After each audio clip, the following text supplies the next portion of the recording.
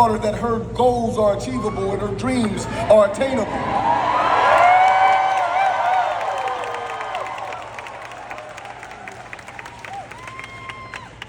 Our next speaker is a true leader. Our next speaker is tough as nails. Our next speaker will stand up for all of us. So join me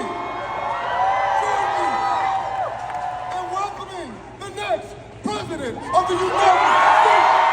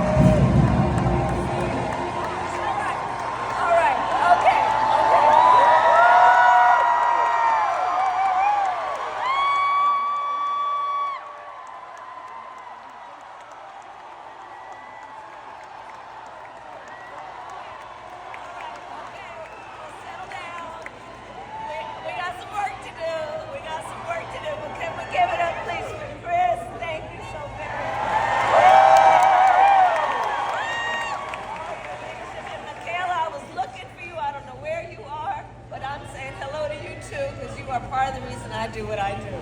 Thank you. All right, Harrisburg, are we ready to do this? Are we ready to vote? Are we ready to win? Yes, you are right. Oh, it is good to be back in Pennsylvania and with so many incredible leaders, including your extraordinary Lieutenant Governor Davis,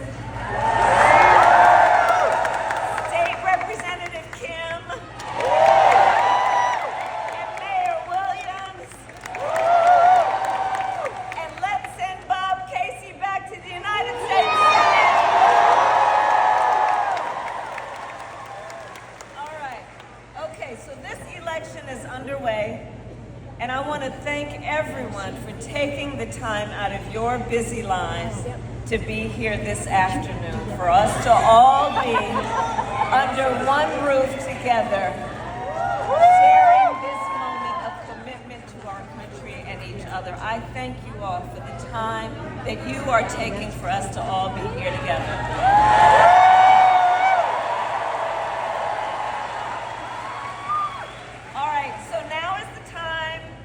Remind our neighbors and our friends to make a plan to vote in person on election day, or to return your mail ballot. And Pennsylvania, if you still have a mail ballot, you can take it to a ballot drop box or an election office in your county by 8 p.m. on election day. Let's spread the word and ask folks to go to iwillvote.com if they need more information. So I'm visiting with you this afternoon because we need you to vote, Pennsylvania. we need you to vote. Because we have just 6 days left in one of the most consequential elections of our lifetime. And we have work to do. We still have a lot of work to do, but we like hard work. Hard work is good work. Hard work is joyful work. Make no mistake, we will win.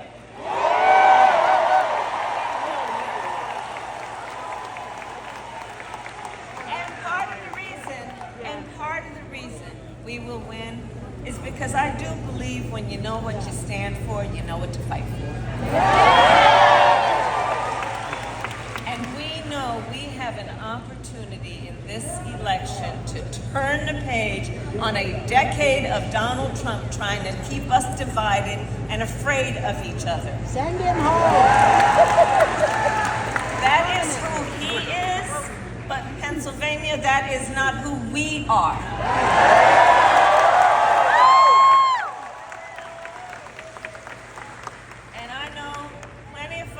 Exhausted with it all, and know that it is time to stop pointing fingers and to start locking arms. It is time for a new generation of leadership in America.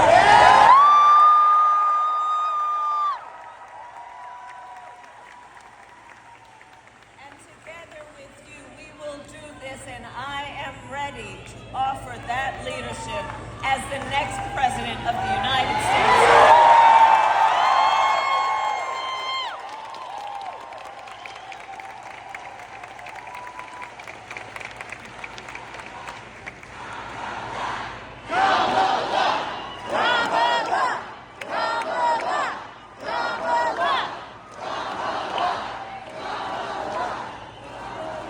Let me just say, Pennsylvania, you know my background. I am not afraid of tough fights. For decades, as a prosecutor and the top law enforcement officer of our biggest state, I won fights against the big banks that were ripping off homeowners. Against for-profit colleges that scammed veterans and students. Against predators who abused women and children, and cartels that trafficked in guns, drugs, and human beings.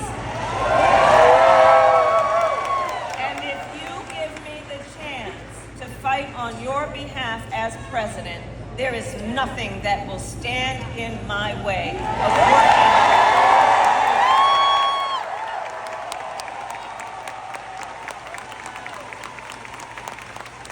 And look, we know who Donald Trump is, right? So this is someone who is not thinking about how to make your life better. This is someone who is unstable, obsessed with revenge, consumed with grievance, and out for unchecked power. And look, in less than 90 days, either he or I will be in the Oval Office.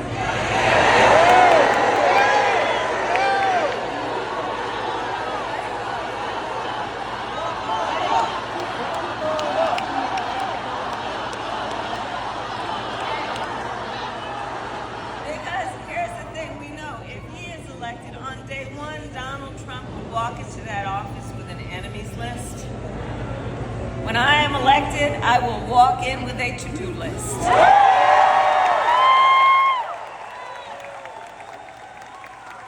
at the top of my list is bringing down your cost of living. That will be my focus every single day as president.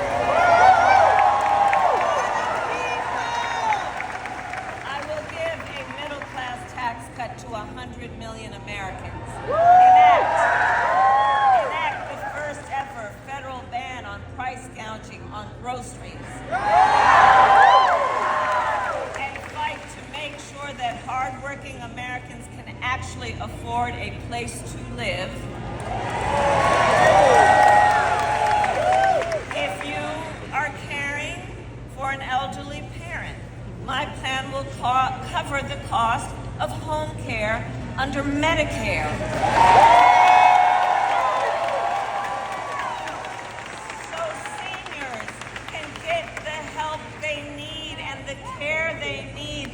stay in their own homes. It's about dignity.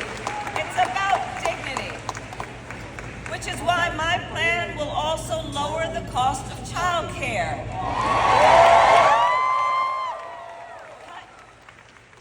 Cut taxes for small businesses and lower health care costs, because I believe health care should be a right and not just a privilege.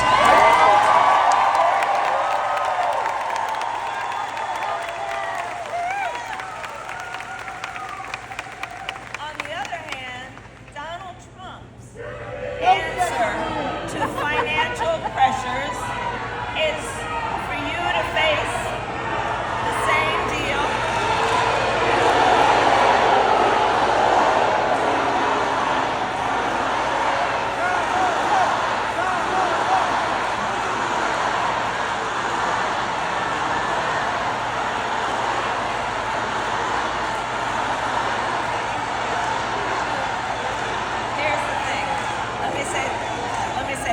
Let me say something.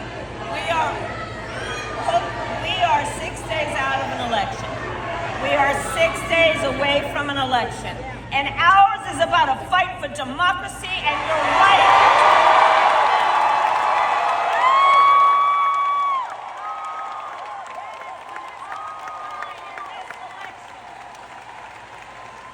That is what is on the line in this election. Look, everybody has a right to be heard, but right now I am speaking.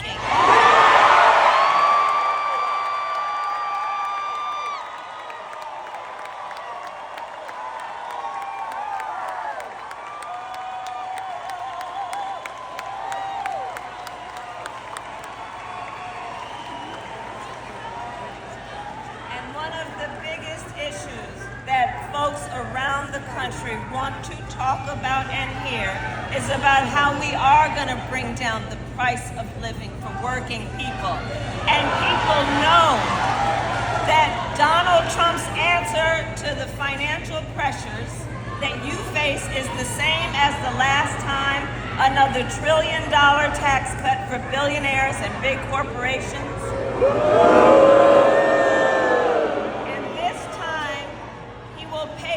With a 20% national sales tax on everything you buy that is imported. Clothes, food, toys, cell phones. And a Trump sales tax would cost the average family nearly $4,000 more a year. These are some of the issues that are on the line in the next 6 days, and that's why we are here saying we will not stand for it. We stand for working people.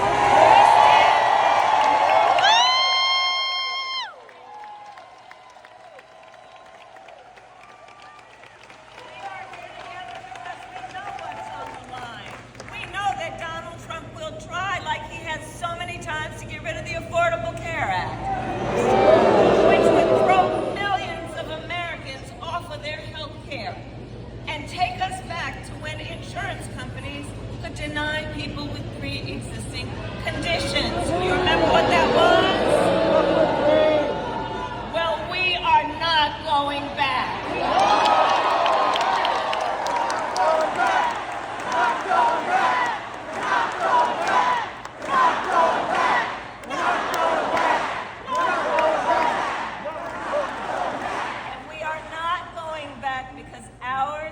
Is a fight for the future, and it is a fight for freedom, like the fundamental freedom of a woman to be able to make decisions about her life.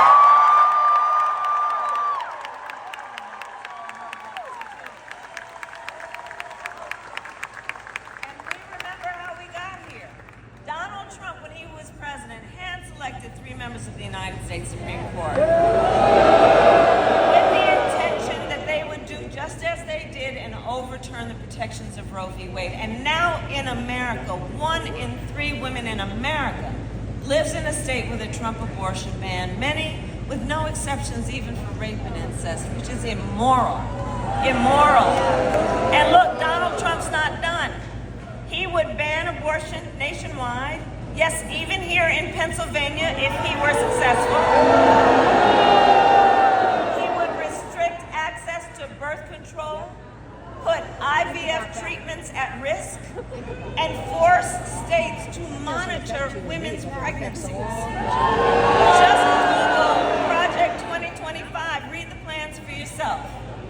And let us agree, one does not have to abandon their faith or deeply held beliefs to agree the government shouldn't be telling people what to do.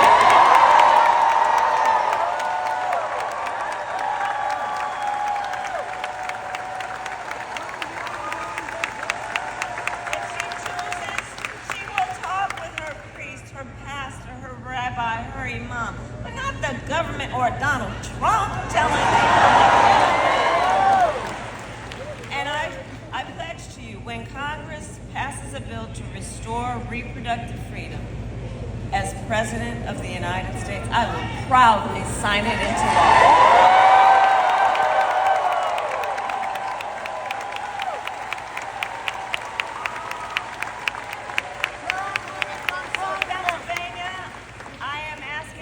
Vote.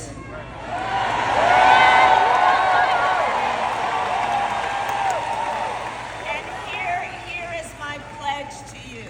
And here is my pledge to you. As your president, I pledge to seek common ground and common sense solutions to the challenges you face.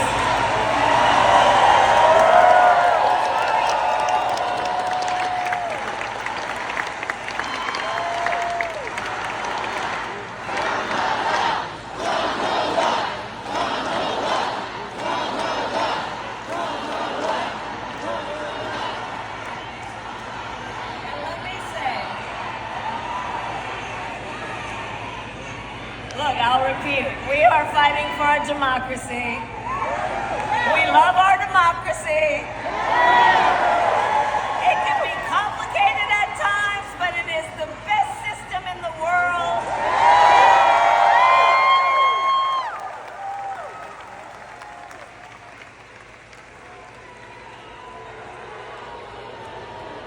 It's okay. It's okay. It's okay. It's okay. All right. So look, I will continue with my point.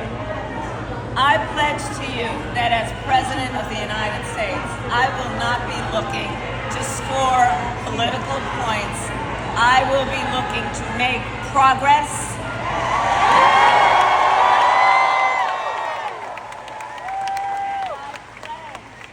Listen to experts, to those who will be impacted by the decisions I make, and to the people who disagree with me.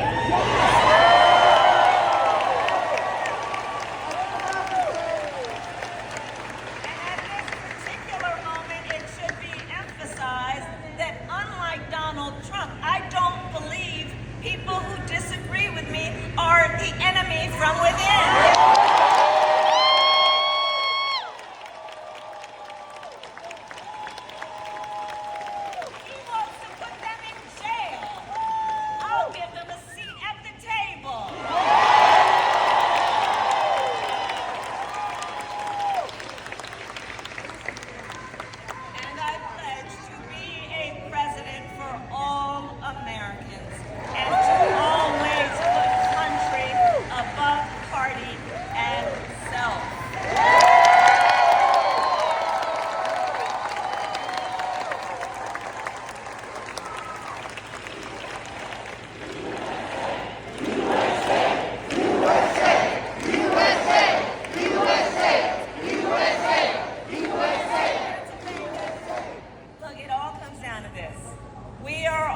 Together, and you have taken so much time out of your life to be here because we love our country.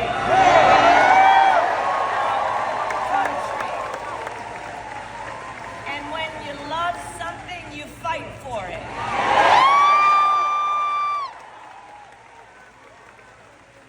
And I do believe it is one of the highest forms of patriotism, an expression of our love of of our country to then fight for its ideals, to fight for the ideals of our country, and to fight for the promise of America.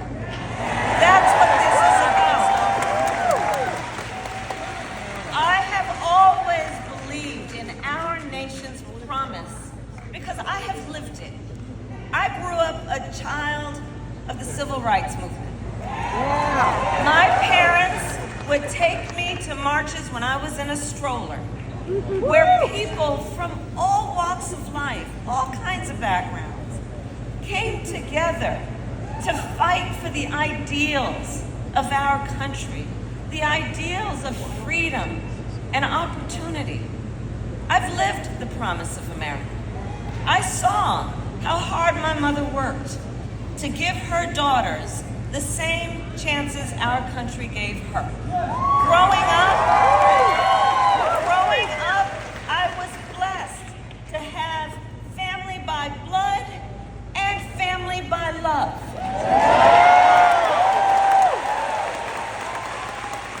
Who instilled in me, like all of us, who instilled in me the values that have always defined our nation at its best, like the value of community, of compassion, and faith. I've lived the promise of America. I've spent my life fighting for people who have been hurt and counted out, but who never stop believing that in our country, anything is possible.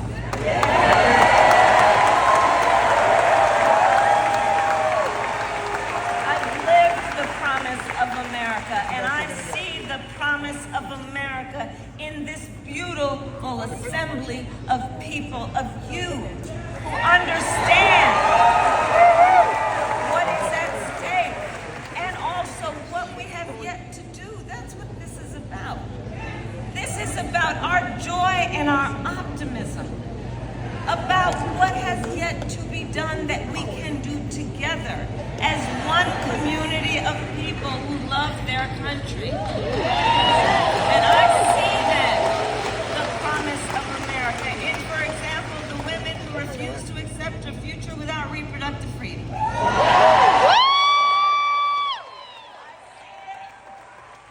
see it in the men who support them.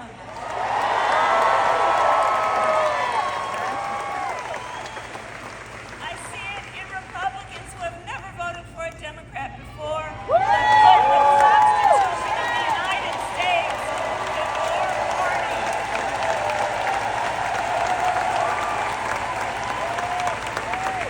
I see the promise of America in all the young leaders who I know are here right now voting for the first time.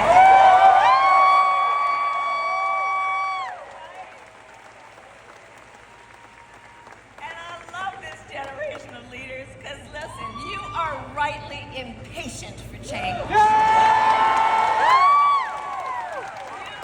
are determined to live free from gun violence, to tackle the climate crisis, and shape the world you inherit.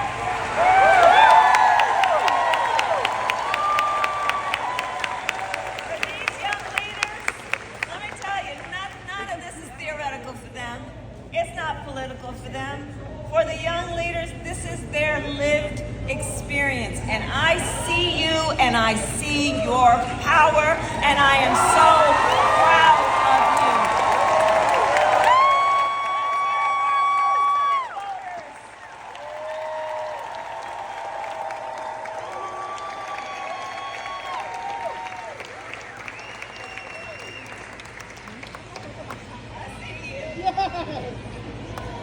So Pennsylvania, we have 6 days to get this done. No one can sit on the sidelines. Let's spend the next 6 days so when we look back, we will know that we've done everything we could. It's time to knock on doors, time to text and call voters, time to reach out to family and friends and neighbors and classmates and co-workers. And please, in these next 6 days, let us be intentional about building community. In